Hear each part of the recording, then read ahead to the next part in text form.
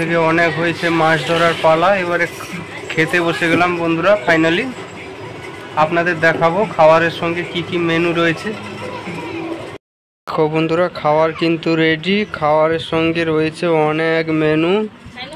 এই বীজ ভাজা থেকে শুরু করছি, তারপরে রয়েছে চিচিঙ্গার ভাজা, তারপরে রয়েছে ঢ্যাঁড়সের ভাজা, তারপরে রয়েছে বাঙালির যেটা সুস্বাদু খাবার রুই মাছের টক,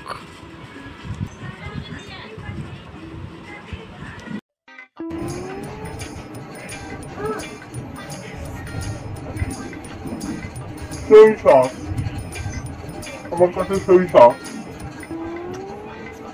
এত খাচ্ছেন, বিশাল শাক, অনেক শাক,